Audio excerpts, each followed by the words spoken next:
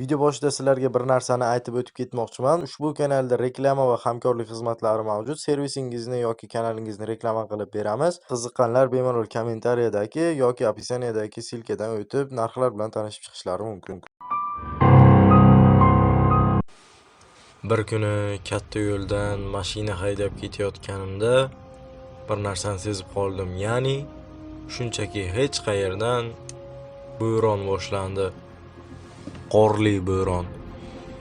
Hamma joy avvalga ko'rinayotgan edi, ammo birozdan so'ng yo'lda hech nima ko'rinmadi. Ya'ni ko'rinish shunchaki nolga tushib qoldi. Men nima qilishni bilmay turgan paytimda yo'l chetida mehmonxona belgisiga ko'zim tushdi va aynan o'sha yerga borishga qaror qilib, o'sha tomonga rulni burdim. So'nggi daqiqalarda bilib qoldimki, bu yerda mehmonxona yo'q.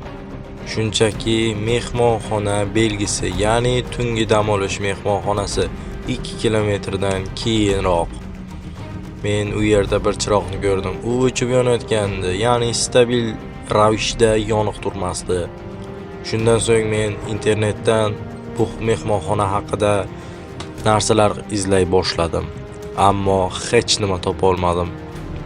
Faqat bir narsa ma'lum edi. Ya'ni bu mehmonxona hech qayerda yo'q. Agar men mashinamda qolsam, bu sovuqda muzlab qolishim hech gap emas. Shuning uchun qorong'u va qo'rqinchli bo'lsa-da, o'sha tomonga qarab yo'l oldim. Shunda men bo'ronga qarshi yura boshladim.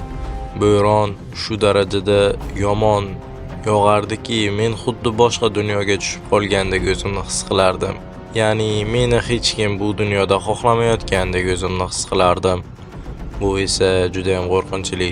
Shunda men biroz yurganimdan so'ng o'chib yonayotgan chiroq ostidagi tungi dam olish mehmonxonasi deb yozilgan yozuvni ko'rdim va bu o'sha mehmonxonaligini bildim. Ammo atrofda hech qanaqa mashina yo'q edi. Mashina qo'yish joylari esa shunchaki qor bilan yopilib ketgandi. Shunda juda ham katta qor uyumi katta kuch bilan mashinamga urildi va mana shu joyda men juda ham qo'rqib ketdim. Ichkari biroz issiq va iliqlik bag'ishlardi. Chiroqlar sariq, xuddi anchadan beri almashtirilmaganga o'xshardi. Va men eski stol orqasida bir kampirga duch keldim. U men kirganimni sezsa-da umuman qimirlamasdi, ya'ni boshini ko'tarmasdi. Shunchaki o'z tikishini davom ettirardi. Shundan so'ng men uni biroz kuzatdim va undan so'radim. Bir kecha uchun menga xona kerak. Va u to'qishdan to'xtadi. Boshini ko'tarib menga qaradi va hech nima demadi. Shunchaki ortida turgan kalitni oldi va menga uzatdi. Kalit juda ham zang bosgan va juda ham eski edi. Bu esa biroz g'alati. Va men narxni so'raganimda u barmog'i bilan yozuvni ko'rsatdi. Yozuvda bir kecha uchun $10 deb yozilgandi.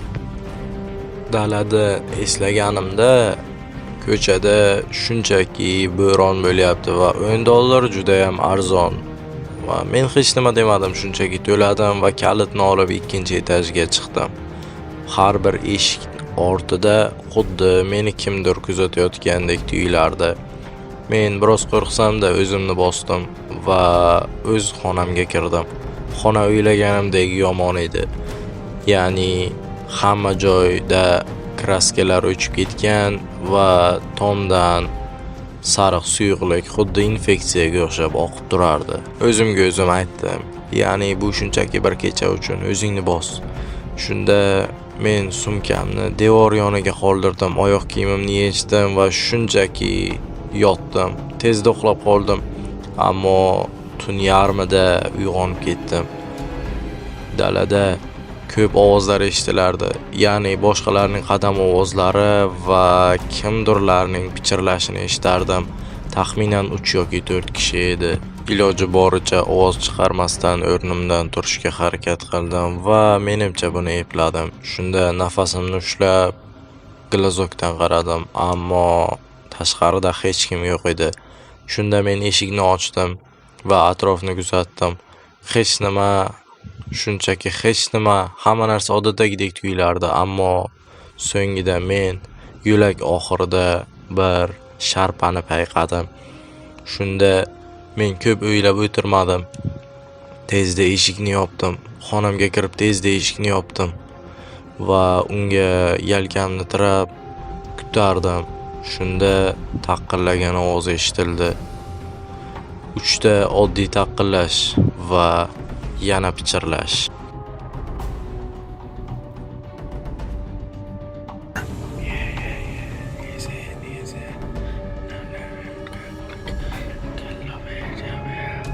Bu holat yana takrorlanaverdi.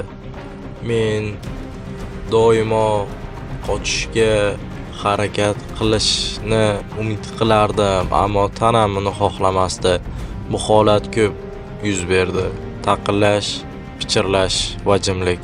Taqqillash, pichirlash va jimlik. Nimagadir men uxlab qoldim. Va shundan so'ng tongda uyg'ondim. Atrofni ko'zdan kechirganimda hamma joyda oyoq izlari va kiyimlarim sochilib yotardi. Ko'rpamning ustida ham chap tomonda bir oyoq izi va o'ng tomonda. Bu shuni anglatardiki, tun davomida meni kimdir kuzatgan. Men ko'p o'ylanib o'tirmadim va stol ortida kampirni ham tekshirib o'tirmadim. Qo'lga ilgan narsalarimni oldim va mashinani minib shunchaki ketib qoldim. Yo'llar loy va ortimdagi mehmonxona xuddi oldin bo'lmagandek tuyulardi. Bu yerda kampir o'g'rimi yoki o'sha sharpa? Menimcha bu bir narsani anglatardi.